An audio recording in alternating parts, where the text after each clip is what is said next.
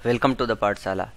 आज हम बात करेंगे कि ये जो हमारा आखिरी का 30 दिन है, 30 दिन देख के आपको कुछ लोगों को कुछ सूझ रहा होगा, कुछ लोगों को कुछ सूझ रहा होगा, कुछ लोगों का दिमाग ही काम नहीं कर रहा होगा, चकरा रहा होगा कि क्या करे क्या ना करे, बस 30 दिन रह गए, बस 30 दिन रह गए हैं।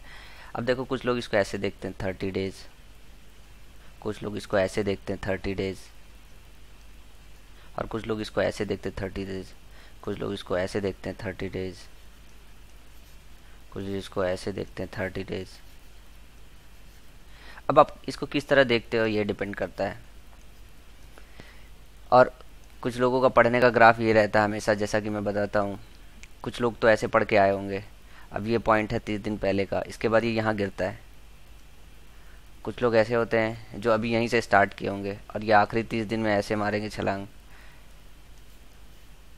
और कुछ लोग आए होंगे जो इस तरह मेंटेन कर रहे होंगे, तो ये ग्राफ सबसे बेस्ट ग्राफ होता है और ये ग्राफ भी सबसे बेस्ट ग्राफ होता है। लेकिन ये वाला ग्राफ, ये 90% 95% स्टूडेंट इसी ग्राफ को फॉलो करते हैं। आप में से भी 95% ग्राफ इसी ग्राफ को लोग फॉलो करते हैं। इस ग्राफ का मतलब यह है कि आपका जो है ये पीक टाइम है। क्या है? पीक टाइम है। मैंने अपनी एक वीडियो में बताई थी कि पीक टाइम में आपको बहुत सारा वर्कआउट करना चाहिए, जब मैं आपको स्ट्रेटजी बता रहा था कि इंग्लिश कैसे तैयार करे, कैसे तैयार ना करे। तो मैं बात करूंगा आज की कैसे कैसे सिर्फ इंग्लिश के दम पे ही जो है आप अंदर घुसो। समझ रहे हो कि सिर्फ और सिर्फ एक आपका इंग्लिश है वो आपको पूरा का पूरा सिलेक्शन दिला जाए। अब 250 नंबर का इंग्लिश होता है, समझ रहे हो? 250 नंबर के इंग्लिश में अगर आप 220 नंबर निकाल जाओ, इट मीन्स है कि मतलब 90% सिलेक्शन तो आपका यहीं पक्का हो जाता है। क्योंकि 220 नंबर का है कि एक सब्जेक्ट में आप टॉप रैंक पे जा रहे हो, तो दूसरा अगर थोड़ा सा स्लो भी होगे तो भी आप आराम से सिलेक्शन ले जाओगे। तो हम कोई भी काम सिलेक्शन पाने के लिए नहीं करेंगे, हम काम करेंगे कि वो जो हम टॉप लिस्ट में जा सके, टॉप रैंक में जा सके। जैसे मैंने ग्रुप बनाया है कि टॉप 500 लिस्ट में कैसे जगह बनाए, तो इन सारी चीज़ों की थोड़ी सी आज चर्चा करेंगे। चलिए बात करते हैं, समझते हैं चीज़ों को। जैसे क्या हुआ कि मैंने आपको बताया हुआ कि इंग्लिश कैसे तैयार करें। पहले थोड़ी मैं मैथ की बात बता दूं। काफ़ी आपके स्टूडेंट ने, आप लोगों ने ये मेरे को बोला सर मैथ का क्या करूं, रीजनिंग का क्या करूं। रीजनिंग का देखो यार, मैंने एक स्ट्रेटजी बताई थी और रीजनिंग को मैं वो सीधा सीधा बोल रहा हूँ कि सिर्फ आप वही स्ट्रेटजी फॉलो कीजिए। रीजनिंग में 3 टाइप के मैंने क्वेश्चन आपको बताए थे। एक तो फिगर काउंटिंग वाले, वो क्वेश्चन सही से कर लो, और उसके अलावा जो है एक अल्फ़ाबेट वाले क्वेश्चन आते हैं, वो मैंने आपको बोला था कि वो सही से कर लो। उसके अलावा एक आध क्वेश्चन और रहते हैं, जैसे ये वाला रहता है मैट्रिक्स वाला, कि इसमें नंबर कौन से आते हैं, वो कर लो सही से। मैंने आपको साफ साफ बताया था कि आप इसको ये कर लो। और बाकी रीजनिंग का जो एसएससी सीजीएल का क्वेश्चन है, डरने की बिल्कुल जरूरत नहीं है। अभी 30 दिन बचे में आपको डर लग रहा होगा, मॉक दे रहे होगे, मॉक में खतरनाक खतरनाक क्वेश्चन रख देते हैं वो लोग। अगर किसी भी कोचिंग का टेस्ट ले रहे हो तो मॉक को बड़े अजीब गरीब से रख देते हैं। वो कंफ्यूजिंग वाले पेयर्स वो स्टार्ट में भी रख देते हैं। एक जगह कंफ्यूजन रखा, 2 जगह, 3 3 4 4 5 5 जगह कंफ्यूजन रखा, तो आपका क्या होता है कि 10 12 नंबर के आसपास रिड्यूस हो जाते हैं। आप कहीं 48 बनाने के बाद 36 बनाने लगते हो, तो यहाँ से आपका कॉन्फिडेंस हो रहा होता है लो। तो एक काम करो, मॉक टेस्ट तो दो मॉक टेस्ट प्रैक्टिस के लिए, स्पीड के लिए जरूरी है, लेकिन ये जो पोर्शन है सिर्फ इस पे वर्कआउट करते रहो और टेंशन ना लो रीजनिंग की। रीजनिंग में इससे ज़्यादा कुछ नहीं आता। हमारे टाइम पे भी ऐसा ही था यार कि बहुत नौटंकी हुआ करती थी। मेरे दोस्त के आते थे हमेशा 48 46 ऐसे करके जो है, और जब फाइनली टेस्ट देने गया तो उसके आए ऐसे 32 या 33 नंबर। ये आखिरी महीने में लूज होने का रीज़न होता है। मेरे आते थे ऐसे 32 33 36 38 नंबर, 50 आउट ऑफ 50 है। अभी बताओ क्या क्या कर सकते हो। बात वही होता है कि मुझे ये पता था कि इन चीज़ों पे फोकस करना है, तो मैं इन चीज़ों पे फोकस करता था। मैं मतलब टेस्ट, मॉक टेस्ट देके डरता नहीं था क्या होना है क्या नहीं होना है। मॉक टेस्ट को एनालाइज करना बहुत जरूरी होता है कि जो क्वेश्चन गलत हुए हैं उनको लिखना बार बार, और बार बार लिख के उनको रिवाइज करना। और वही मॉक टेस्ट के क्वेश्चन जो बार बार आपको फंसते हैं, वही सीधा आपके एग्जाम में आते हैं। हमें से ज़्यादातर स्टूडेंट वही होते हैं, मॉक टेस्ट लिखते हैं, वो नहीं करते। और बात करें रिविजन की, रिवीजन करते हो आप लोग, लेकिन उतने सही से रिवीजन नहीं करते। अब आखिरी महीना है, आखिरी महीने में हमको सही से स्ट्रेटजी फॉलो करनी है। तो रीजनिंग का आपका ये हो गया। मैथ मैंने आशीष सर से बात हुई है, मैंने उनको बोला है कि वो जो लास्ट ईयर के क्वेश्चन पेपर आए हैं, जैसे 50 सेट आए हैं, तो उसमें सिर्फ वो क्वेश्चन करा दे जो थोड़े से डिफिकल्ट रहे। 2 से 3 क्वेश्चन हर सेट में थोड़े से अच्छे थे, अच्छे नहीं थे, बस थोड़े से अच्छे थे। तो मैंने उनको ये बोला है कि 2 3 वाले जो क्वेश्चन है वो 1 तारीख से स्टार्ट करके आपको 10 15 दिन में 2 3 क्वेश्चन वो वाले करा दें। तो सर ने बोला है कि वो करा देंगे, तो ये आपको करा देंगे, बस आप इसको कर लो। उसके बाद आपको हर सब्जेक्ट का फॉर्मूला और बेसिक चीज अभी पता होना चाहिए। टीयर 2 की लड़ाई अभी बाकी है। टीयर 2 में आपको बहुत दिन मिलते हैं। आप वहां पे भी अगर कुछ नहीं आता है ना, तब भी आप वहां पे बहुत सफिशिएंट टाइम होता है कि हम लोग आपके साथ मेहनत करके करा देंगे। ये चीज आपको ध्यान रखनी होती है। रही जीके की बात, जीके के लिए मैंने एक जो है आप लोगों को स्ट्रेटजी बताई थी कि कौन सी मैटर पढ़ो, कौन सा मैटर ना पढ़ो, क्या ना पढ़ो, वो बहुत ज़रूरी था। जिन स्टूडेंट ने वो देखा है, वो पढ़ा है, वो जीएस में अच्छा स्कोर कर ले जाएंगे। और जैसे अभी जीएसटी पे बड़ा बवाल चल रहा है, तो करंट अफेयर में इससे क्वेश्चन पूछे जा सकते हैं, तो जीएसटी वगैरह थोड़ा अच्छे से प्रिपेयर कर लेना, क्योंकि जीएसटी के विषय में डिटेल पूछ सकती है। थोड़ी और करंट अफेयर इस वक्त आप पढ़ लो। यह है कि आखिरी 10 दिन जो होता है ना, उसमें 2-2 3-3 घंटे के आसपास आपको जीएस पढ़ना चाहिए, क्योंकि लास्ट टाइम पढ़ा हुआ जीएस का याद रहता है। तो ये सबसे सही तरीका होता है कि हमेशा मेहनत करने के बजाय नोट्स बना के रख लो, आखिरी 5 या 6 दिन में सिर्फ जीएस पढ़ना स्टार्ट करो, क्योंकि मैथ का जो होना होता है हो जाता है। मैथ कुछ नहीं भूलता, सिर्फ फॉर्मूले रिवाइज करना होता है। अभी आपको 10 घंटे के आसपास मेहनत करने की जरूरत है, 1 महीना रह गया है। अब क्या होता है कि जैसे लास्ट के 1 महीने कोचिंग हो जाती बंद, लड़के सोचते हैं कि कोचिंग हो जाए बंद, हम घर पे बैठ के आराम से पढ़ाई करें 24 घंटे 24 घंटे। कोचिंग के साथ आप 12-14 घंटे पढ़ लेते हो, लेकिन अगर कोचिंग क्लासेस बंद हो जाए तो आप 12-14 घंटे क्या 6 घंटा पढ़ाना मुश्किल हो जाता है, क्योंकि 6 घंटा 8 घंटा जो है वो कोचिंग में मिलता है आपको। वो जो कोचिंग में समय आप बिताते हो उससे माइंड पे स्ट्रेस नहीं मिलता है, लेकिन अगर आप वही टाइम अपने से देने लगोगे तो वो स्ट्रेस पड़ने लगेगा। तो ये जो 30 डेज है, 30 डेज में क्या होने वाला है आपका डाउनफॉल। मैं बता रहा हूँ कि ये होने वाला है आपका डाउनफॉल। आपका पीक जो यहाँ पे खड़े हो, जो नॉलेज है वो यहाँ पे आने वाले हो। अब चलिए मैं बताता हूँ कि आपको करना क्या है। देखो, 2 तरीके के स्टूडेंट होंगे। एक तो होंगे जिनकी तैयारी अच्छी होगी, एक स्टूडेंट होंगे जो इसी बार जो है एग्ज़ाम क्वालिफाई किए होंगे कि अभी उनका ग्रेजुएशन हो रहा होगा, वो भी एग्ज़ाम में अपियर हो रहे होंगे। तो मैं दोनों लोग को एक बात बताता हूँ, जो जिनकी तैयारी बेहतर है, जिनको सारे रूल्स रेगुलेशन पता है, वो क्या करे, अब 6 से लेके 8 घंटे के आसपास तक रिवीजन रखें। अगले 15-20 दिन, 20 दिन तक तकरीबन, ये मान के चलिए कि 20 जून तक वो 6 से 8 घंटे रिवीजन रखे। 4 घंटे और एक्सेप्शंस ढूंढे, डिफिकल्ट क्वेश्चन ढूंढे और उनको सीखें। 4 घंटे उनको एक काम करना है, 6 से 8 घंटे वो रिवीजन करे। जो भी स्टूडेंट है साल भर से तैयारी कर रहे हैं, 1.5 साल 2 से तैयारी कर रहे हैं, जिनका सिलेबस कंप्लीट हो गया, जो थोड़े कॉन्फिडेंस है, जिनके 45-50 नंबर आ रहे हैं, मैं उनकी बात कर रहा हूँ।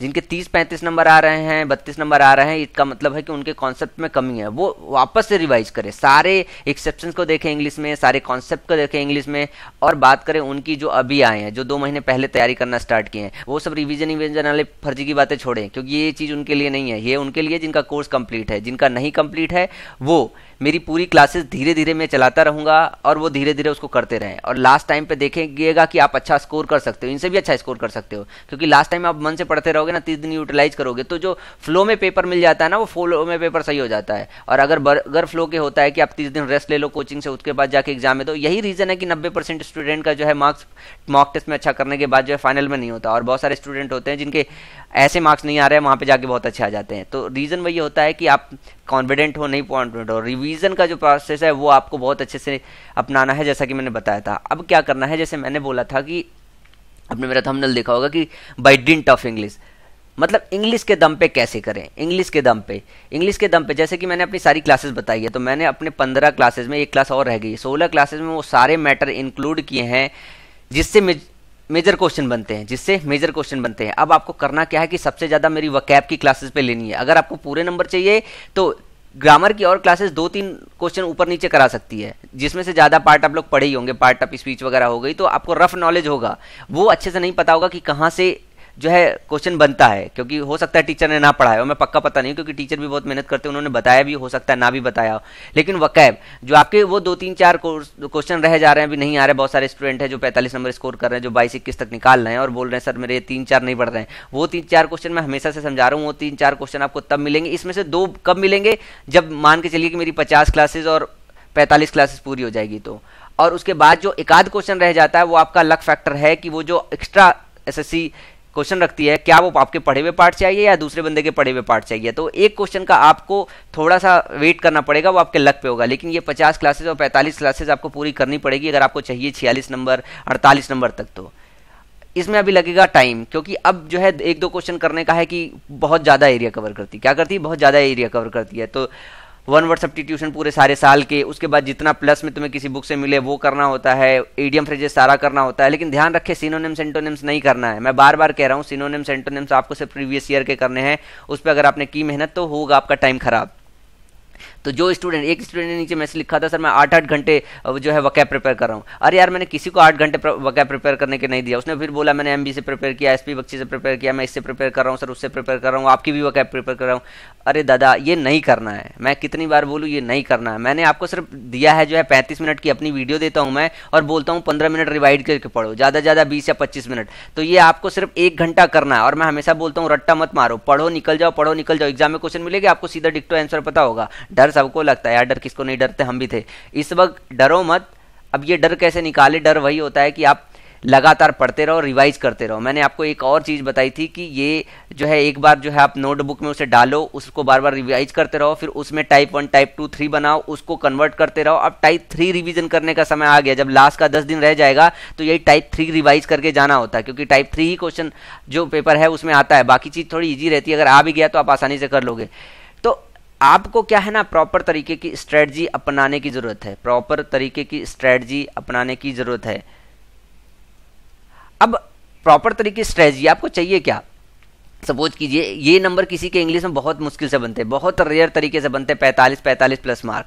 मैथ में तो बन जाते हैं, मैथ में बहुत स्टूडेंट होते हैं जो 45 प्लस स्कोर करते हैं, 50 में 50 स्कोर कर देते हैं, क्योंकि उसमें मैथमेटिकल फॉर्मूला होता है। जिसकी मैथ्स अच्छी वो आराम से कर जाएगा। पर इंग्लिश में बहुत कम स्टूडेंट करते हैं, क्योंकि उनको पता नहीं होता है कि कहाँ पढ़ना है कहाँ नहीं पढ़ना है। मैंने आप लोगों को ये चीज़ बहुत भली भांति बताई है कि आपको पढ़ना कहाँ है, कीवर्ड कैसे पकड़ना है। अगर आपको नहीं भी पता है कि कीवर्ड पकड़ के आप कैसे चीज़ को सही कर सकते हो, तो कीवर्ड पकड़ने की बार बार बात करा रहा हूँ। अभी आपके पास 30-32 दिन है, 30-32 दिन में मैं वो सारे कीवर्ड पकड़ना सिखा दूंगा जो कीवर्ड्स के सराउंड में गलतियां की जाती है। तो अभी आप लोगों से कुछ एरर हो रहा है, कुछ स्टूडेंट हैं जो नए हैं जिनके 20 या 25 नंबर आ रहे हैं, वो बोल रहे हैं सर इंप्रूवमेंट नहीं हो रहा है। मैं उनको बोलूंगा कि वो मेरी डे 1 से क्लास वापस से रिवाइज करें, उन्होंने सही से किया नहीं होगा। अगर वो सही से करेंगे तो इस तरीके की प्रॉब्लम नहीं आई। डे 1 से क्लास रिवाइज कीजिए, वकैब की पूरी क्लासेस दे। कुछ स्टूडेंट ऐसे होते हैं क्योंकि वो सिर्फ क्लास ग्रामर की देख लेते हैं, वकैब की नहीं देखते हैं। तो ये बहुत जरूरी है कि आप दो की दोनों क्लासेस देखो। और अभी मॉक टेस्ट हम करने वाले हैं, तो ये जो क्वेश्चन आपको मिल रहे हैं जो आप नहीं कर पा रहे हो, इनको नोटबुक में रखो और वो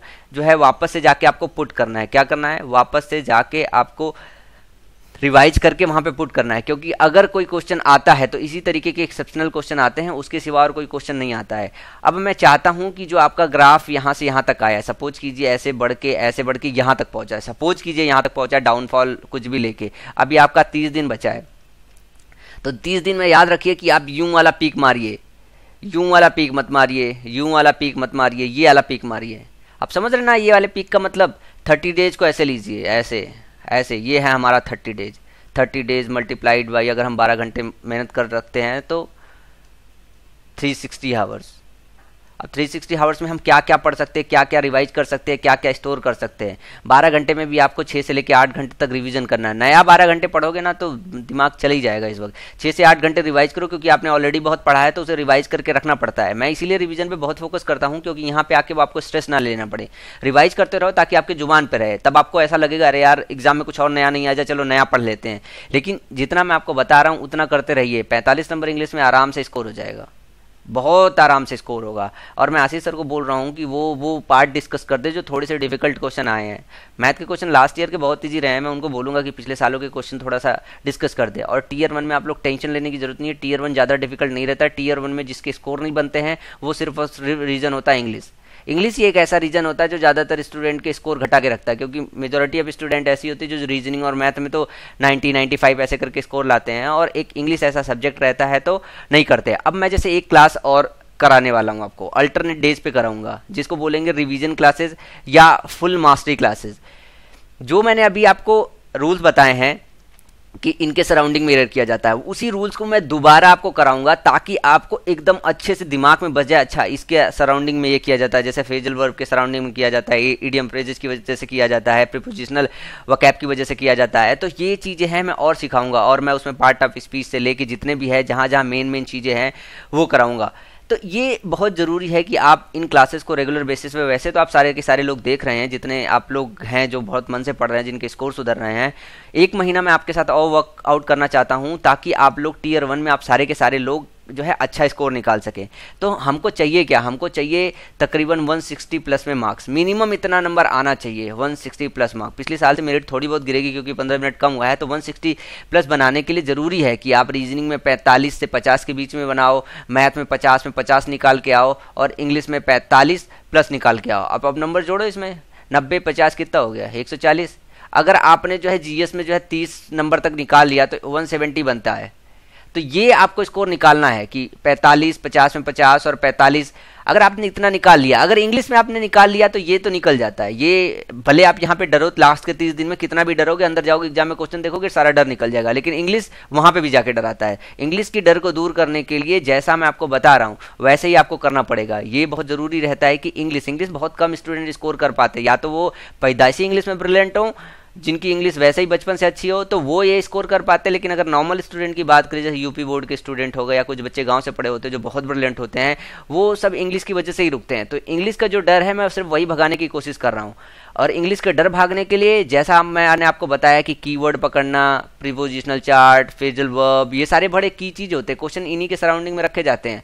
टेंसेज, प्रेजेंट का प्रेजेंट, पास का पास के साथ कॉम्बिनेशन, और जितने भी कॉम्बिनेशन वाले वर्ड होते हैं, हेड का जो है वुड हैव से, जो है V2 का जो है वुड से, जो है वर का जो है वुड से, इस तरह की कॉम्बिनेशन हो गई। उस तरह उसमें भी एक दो एक्सेप्शनल केसेज आ जाते हैं जब समझ में नहीं आता कि हैव लगा देता है या फिर ये सब चीज़ें लगा देता है, तो वो मैं अपनी क्लासेस में बताऊंगा। तो अब आपको करना क्या है, अभी वकैब पे फोकस करना है, और मैं जो एक अल्टरनेट डेज पे 1 दिन में या 2 दिन में आपकी रिवीजन क्लास कराऊंगा उसको 100% अटेम्प्ट करना है। ये सब करके आप आराम से 45 नंबर स्कोर करोगे। एक बार आप इंग्लिश पे 45 नंबर स्कोर कर गए तो आपका सिलेक्शन मैं बता रहा हूँ एसएससी में कोई रोक ही नहीं सकता। कितना भी खराब स्टूडेंट हो, कितना भी खराब स्टूडेंट हो, अगर उसने इंग्लिश में 45 नंबर स्कोर किया है तो आज तक वो स्टूडेंट टीयर 1 में तो कभी ना रुका है, टीयर 1 में टॉप लिस्ट में जाने में कभी ना रुका है। तो ये चीज़ हम करने वाले हैं और आपको ये चीज़ करनी है, और मैं बीच बीच में आपको गाइड करता रहूँगा ताकि आपका रिदम ना टूटे। अगर यही चीज़ें जो है और पहले हो रही होती तो मैं इतना आपको गाइड ना कर रहा होता, क्योंकि हम खुद भी बहुत परेशान हुए हैं, हम खुद भी बहुत परेशान हुए हैं। इसी परेशानी की वजह से पहली बार मैंने सिर्फ इंग्लिश में 12 नंबर स्कोर किया था।